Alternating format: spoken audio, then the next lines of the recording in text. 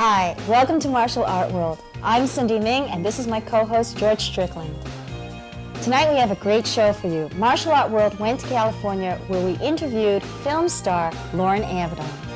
And then in New York, we have exciting kickboxing from Christopher's Supper Club.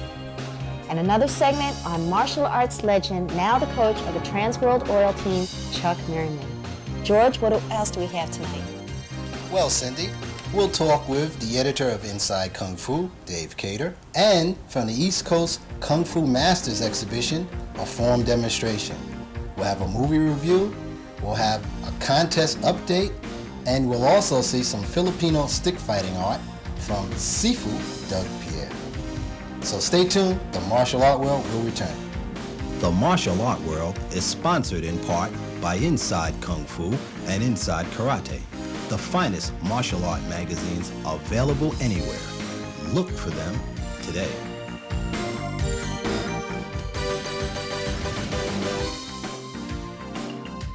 You're bound to be hearing more about major martial arts film star Loren Avedon, whose recent outing was King of the Kickboxers, and now to California for that story.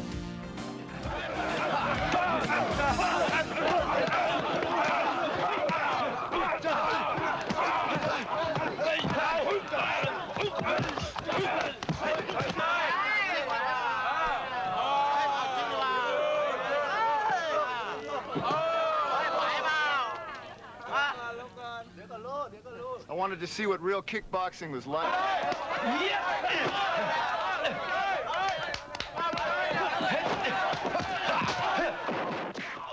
When you're on a film, you become a family. And whether you like each other, you hate each other while you're working, it doesn't matter. You still miss each other when you're done. And I missed the whole thing, the whole experience, even though it was tough. It was definitely tough, but I wouldn't trade it.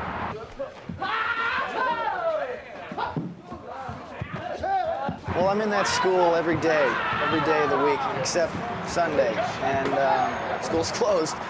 So, Master Jin Chong and Master Philip Ree that you met earlier too are very important people in my life.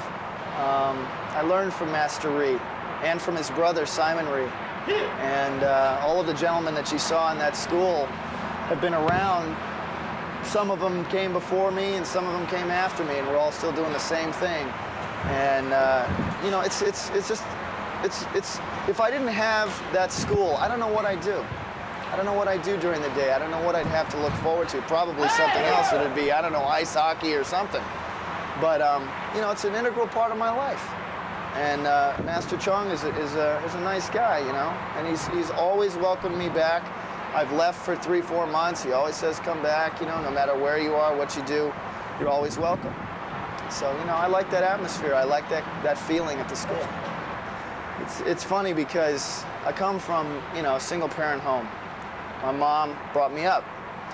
And so I didn't really have anybody around to show me, you know, how to fight, how to act like a man. And I saw these guys. I came into school and I saw how graceful they were and how at ease they were with themselves, and had a wonderful, wonderful character and personality. And I said, well, that's for me. And plus, I saw this guy running from one end of the room to the other, fly through the air, kick this bag, send it smashing up into the ceiling. And I said, well, you know, I definitely want to learn how to do that. So, you know, that's how it all started. And saved my money in high school until I could pay for the lessons myself. I feel like I can handle myself. I've been with Billy Blanks, I've been with all these guys. Granted, they're a lot better than I am, and they're world champions. But it gives me a great sense of pleasure to be able to hang with them and just to have enough caliber of my own to be able to work out with them. I was at the karate school and the phone rang. Had absolutely no money, was living at home, trying to sell used cars, and the phone rings and it's a guy from Seasonal Films in Hong Kong, and he's looking for an actor, early 20s, above 6 feet tall, that can do martial arts and act. And I said, that's me. So I went and read for him, and a week later I was on a plane, and it was to replace Kurt McKinney, who did No Retreat, No Surrender 1, and apparently didn't want to do No Retreat, No Surrender 2, so they found me. And I went off to Thailand and got, you know, some experience. And then came back, and there was a little hiatus for about 2 years in between films, and then we did No Retreat, No Surrender 3, Blood Brothers. Picture number 3 was King of the Kickboxers, which you got a little slice of in Thailand when you went.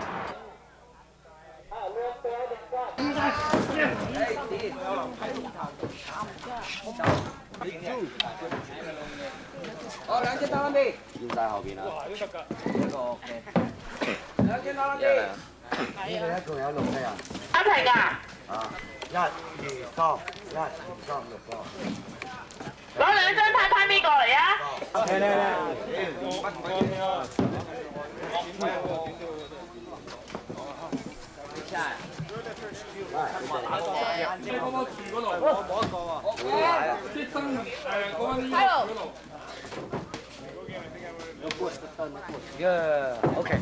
Free up. Action!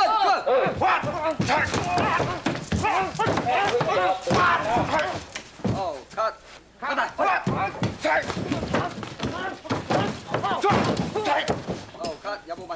What's it like working on a Hong Kong film? How much tape you have?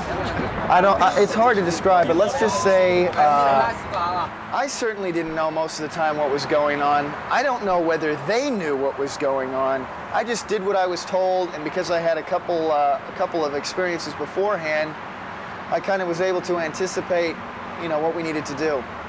So, you know, it's like working with the Chinese is an experience. I mean, they're experts at the action. They amaze you with their creativity and so on, but you never really know what's going on, so you just got to be ready for anything at any time, basically. What's it like working with the Hong Kong Film Company? It's tough. It's hard. And you got to be ready physically and mentally, and you can't have... I know usually in the beginning of these projects, I'm always frustrated the first week. What's going on? Where are we going? What are we doing? After you just relax and let it happen, it's actually a lot of fun. You know, that film changed my life in a lot of ways. It set me free from the Hong Kong crowd, so to speak, because that was my last picture with Seasonal. And so now I'm kind of on my own, and it's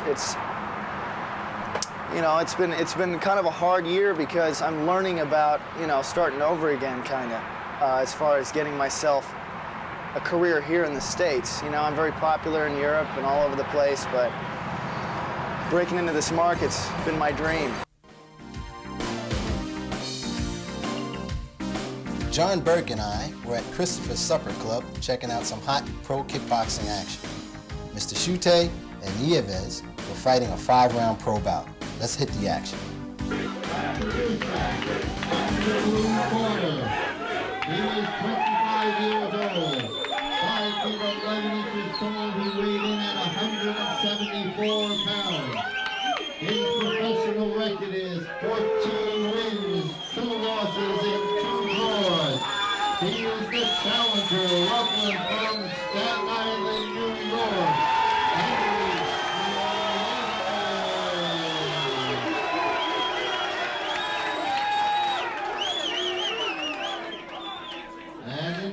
Corner. He is 31 years old, 6 feet 1 inches tall. He weighed in at 188 pounds. He is the tri-state champion with a professional record of 13 wins and 2 losses. Currently ranked number 6 in the world. He is from South River, New Jersey. Welcome, please.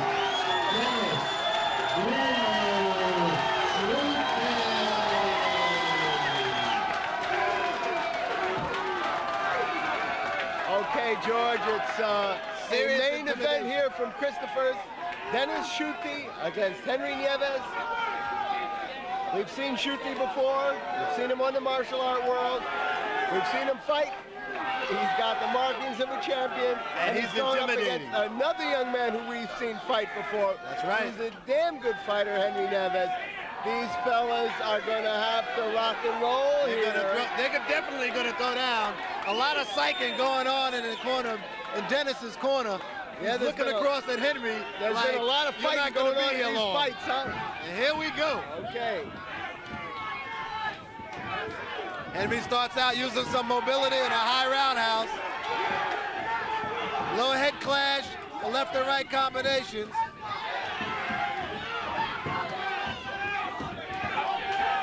Each man finding the range.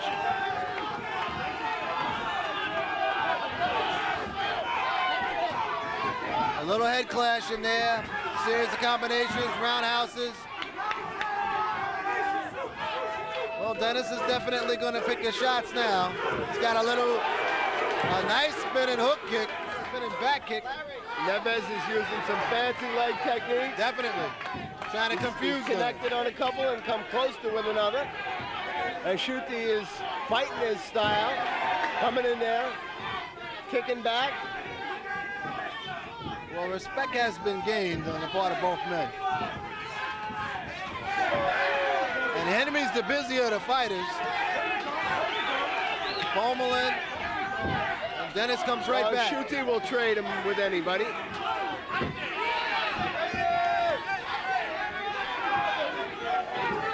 Schuette and Nieves are going at each other. He's calm and collective, and he's staying to his fight program.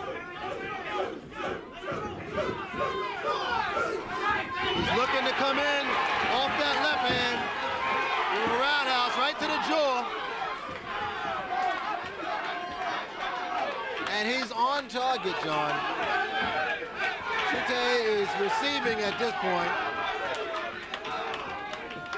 But the mixing up of the techniques on Nieves has got Schuette a little bit flustered, John. And he's taking a series of left hands. He's fighting a left one.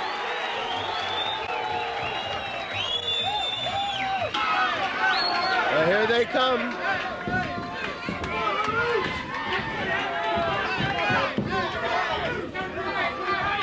Tell you, they're both being a little bit cautious. Nieves using one of those high kicks again. Yeah, they're thinking right now. They're trying to find out a weakness in the other man's defense and capitalize. They got to snap out those front kicks because when they come in slow, they get hit with the hands on the way in.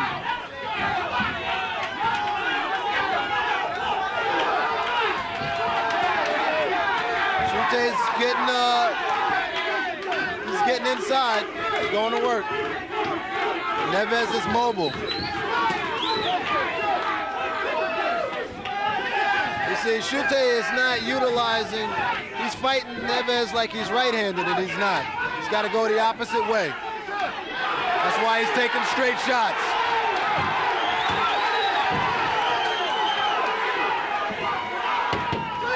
He's got to circle away from Nieves' power.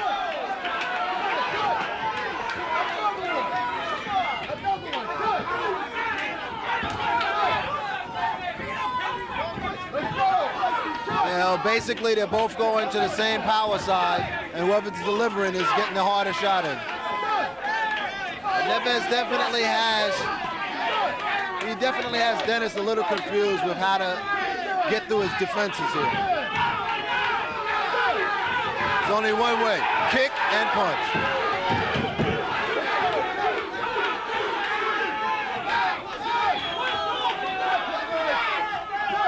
A war of attrition on the inside right now.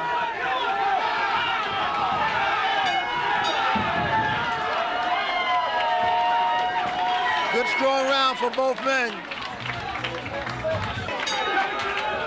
All right, here we come. Schuette in the gold pants, Nieves in the black pants.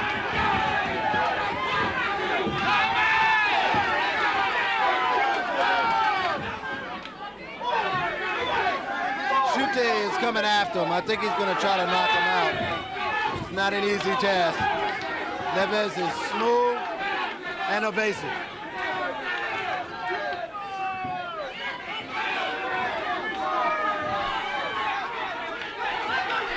To the body and then to the head. But he's going to have to get his kicks in again. That's the only thing going to keep Schuette off of him.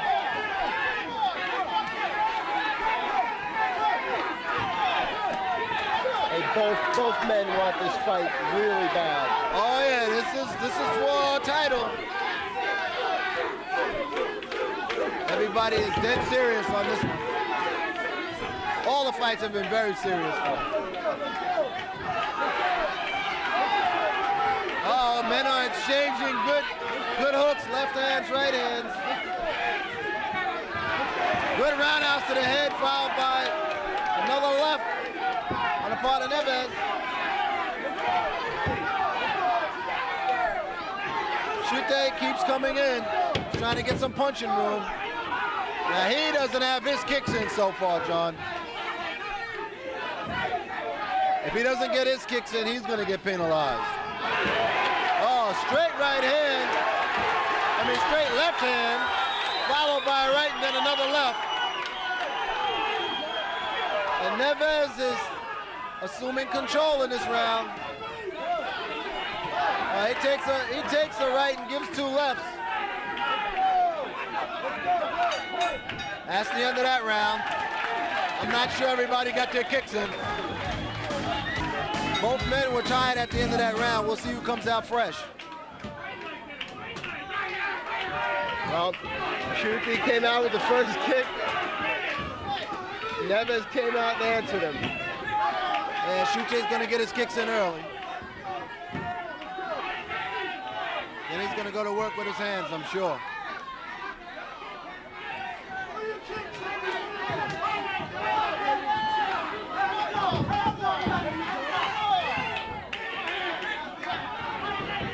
Schuette in the yellow, Nieves in the black.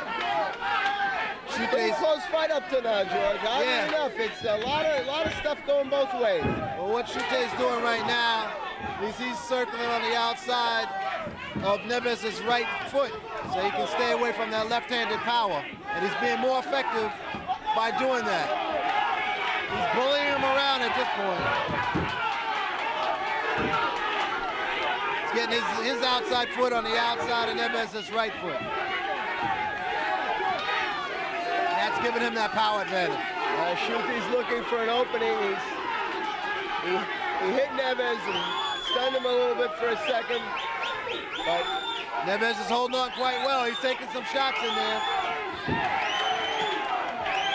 And he's taking a good right hand. Both these men can take a punch up. Oh yeah, good right hand. Oh.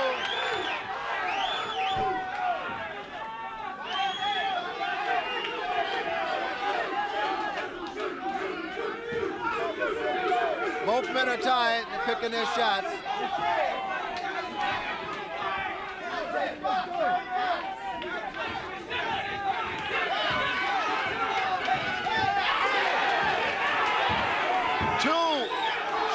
Two straight left hands on the part of Nieves.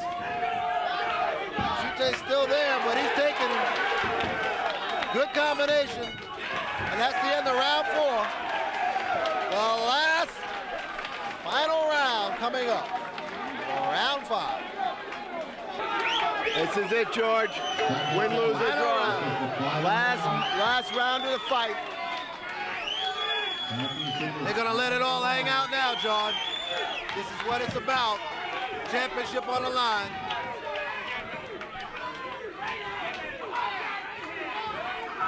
The Tri-State Cruiserweight Championship. Schuette came out with kicks, and so far they've been trading very much equal.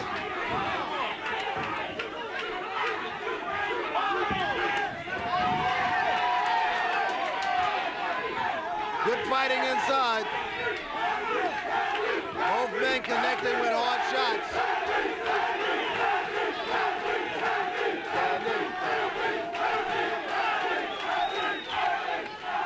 They're going to tie it at this point. They're going to have to use good technique. Schuette in the gold pants, Nieves in the black. Coming down to the last round of this grueling match. Grueling match. You could say that again.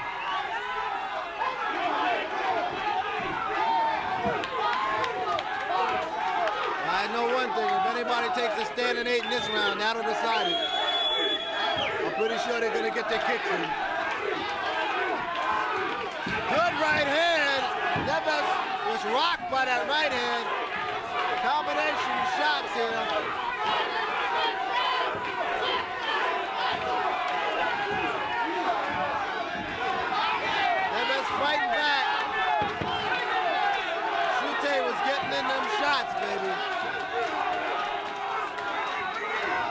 go down to the wire. Hopefully they got their kicks in. Nieves still delivering. Both men are going to go down to the wire, delivering their shots.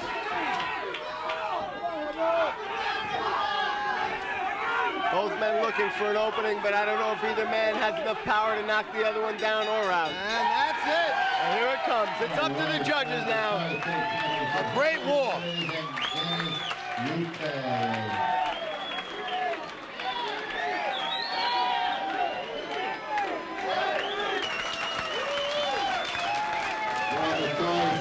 Championship. The B judge scores it 47-47. The A judge scores it 46-47. The C judge scores it 46-47. Winner in a majority decision and new tri-state champion.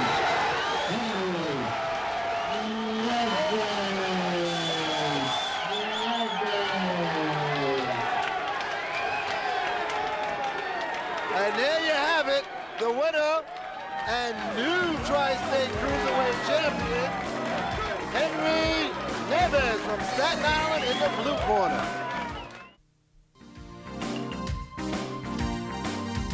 And now to an interview with a man who's always on the cutting edge of martial arts, Coach Chuck Merriman. And I have the pleasure of talking to a gentleman who's sitting next to me right now, Chuck Merriman, who's the coach of the Transworld Oil team, a team that's doing great things. And Chuck's here today to give us a little insight on what's going on. How's everything going with the team? Everything's going great. Yeah, we've cut the team down somewhat, but we still got a formidable team, and we're doing real well again this year. We just got back from Russia. We were in Russia for a week, and we were received very well over there.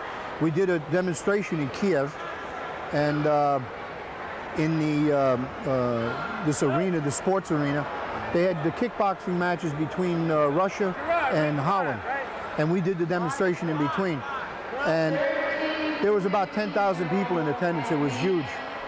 Very well received, and the people sort of liked the karate more than they did the kickboxing. Really? From the artistic standpoint, you know. But karate is just now coming out of the closet, so to speak, over there. They couldn't have karate for a lot of years, so they're in the infancy stages yet. But they're great people, fantastic people. Yeah, it seems like there's a great hunger as soon as they find something new.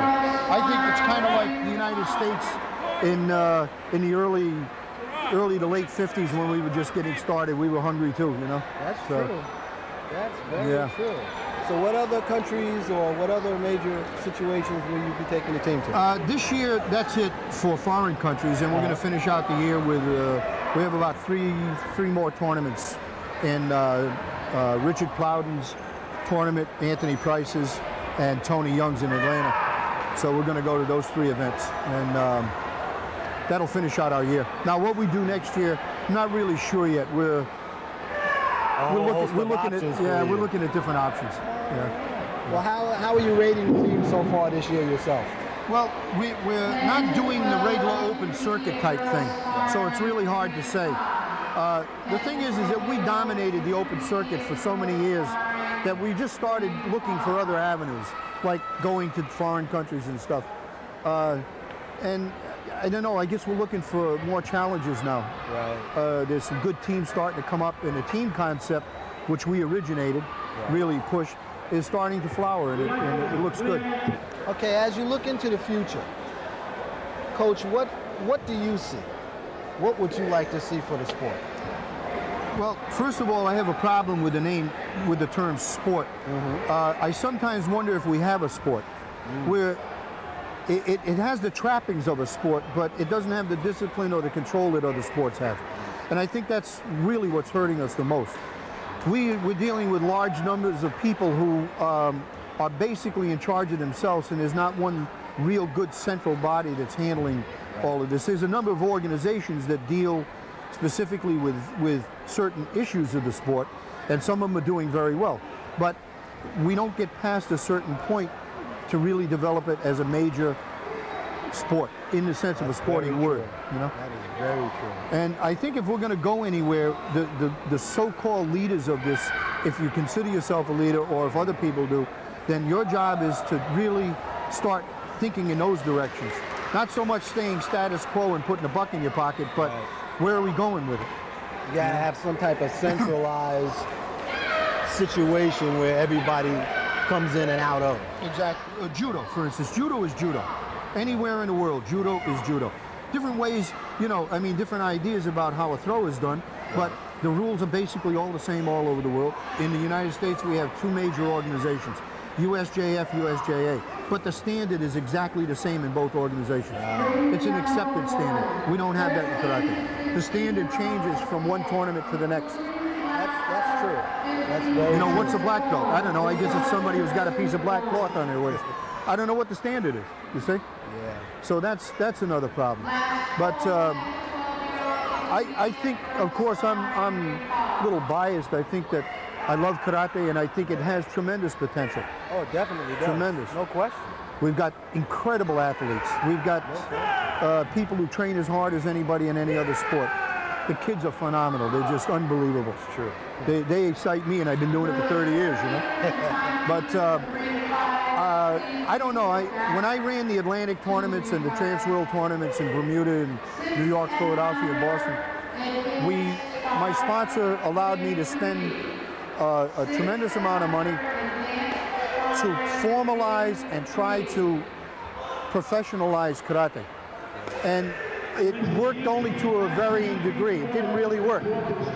We gave away $40,000 at each tournament, free trips to Bermuda, free banquets, and we still didn't get the response that we should have got. So I don't know what the answer is.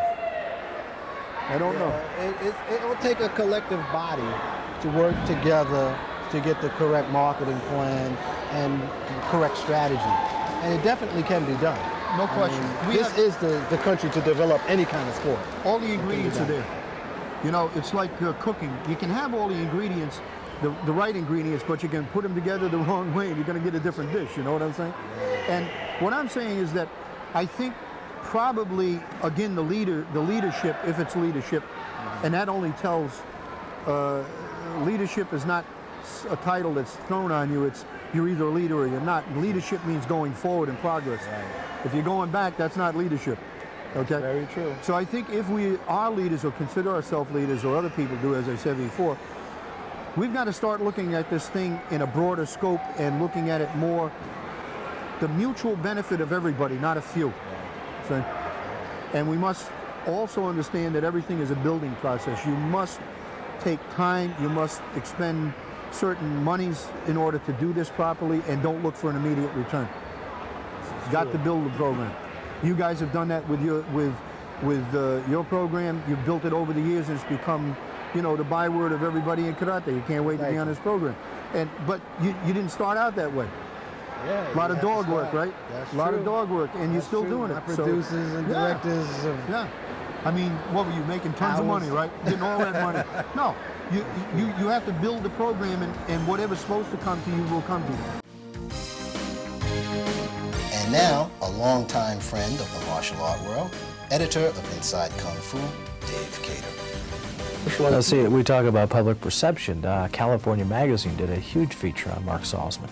And in it, the writer called him, said that he had mastered 25 styles of martial arts. Again, a simple phone call to us would have helped the writer understand that, yes, he may have dabbled in it. People don't care. People really don't care enough about the martial arts to do their homework, to find out the real meaning behind what we do, the real meaning behind what other people do. It's just martial arts, it's chop sake, it's a little bit karate, it's Bruce Lee, and their public perception is what they go with, whether it's a reporter or a writer or a director for a movie. They don't do their homework. They don't work. They don't try and find out. It may sell newspapers. It may look good. It may sound great in film clips or trailers or things like that. But to us, it's fake. It's bogus, and it makes us look bad. In the end, it makes us look bad, and it sheds a poor light on our industry. What you see in real life is a 60-year-old master of praying mantis, spending 4 hours alone in his back garage doing forms, meditating, reading, experimenting with herbs for different bruises, things like that, teaching students one-on-one the real meaning of martial arts, which is self-discovery and self-improvement. That doesn't sell. I mean, you brought up Mark Salzman in the movie. That's a wonderful movie. And when Mark was in here a few weeks ago, we talked about just what it was like.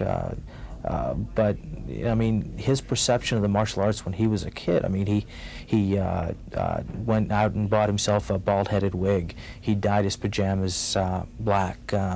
He walked barefoot in the snow. Fought with plastic knives at cemeteries at night because he thought that's the way a martial artist was supposed to act. It took him a lot of reading and a lot of years and 2 years in Hunan to realize that's not what martial arts is about. Martial arts is about attaining a personal enlightenment, working toward a goal, feeling good about yourself, both physically, spiritually, and mentally. And those things don't sell on the screen. I mean, I don't know if you've ever heard of Madame Minwoo Yang up in San Francisco who's supposed to have incredible chi powers. I was witness 2 or 3 times in her garage outside of San Francisco as she physically moved people without being closer than 10 feet, moved people with her eyes and with her fingers.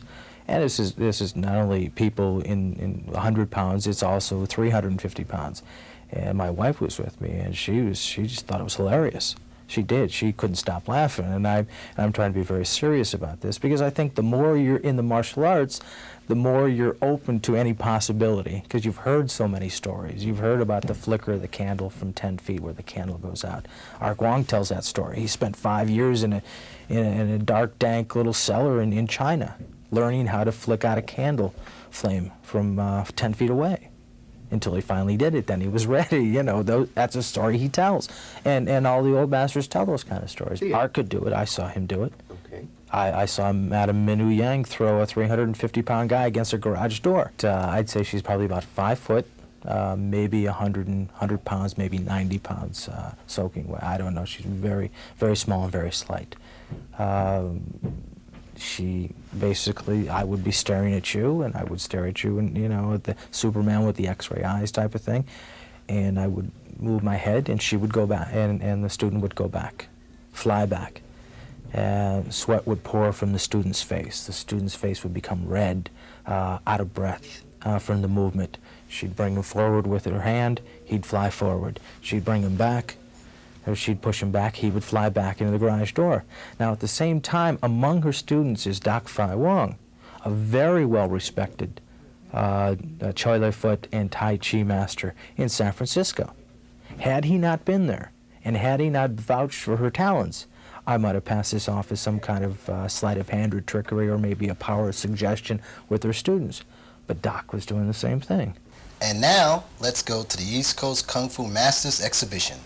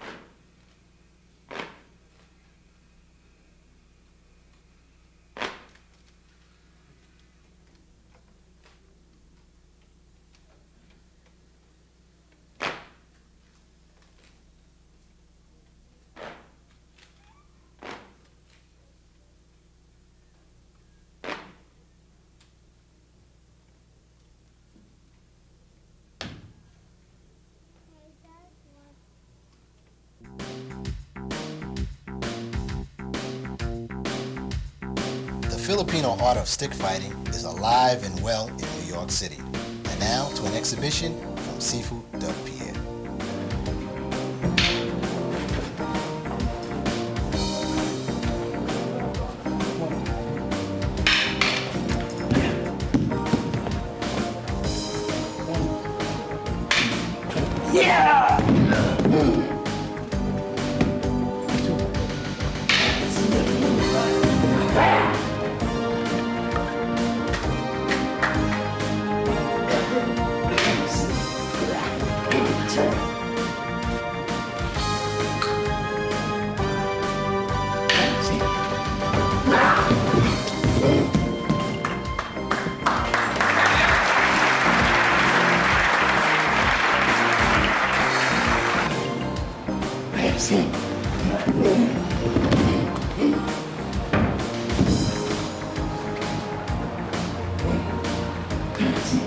Take it away.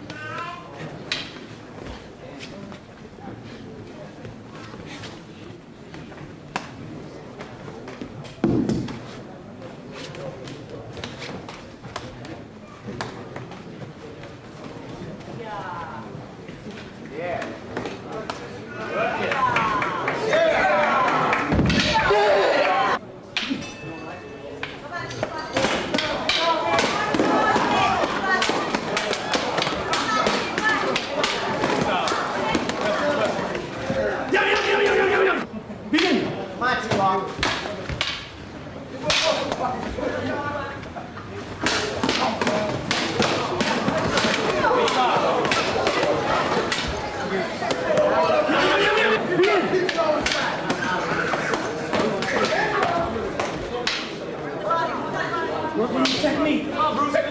Technique. This on.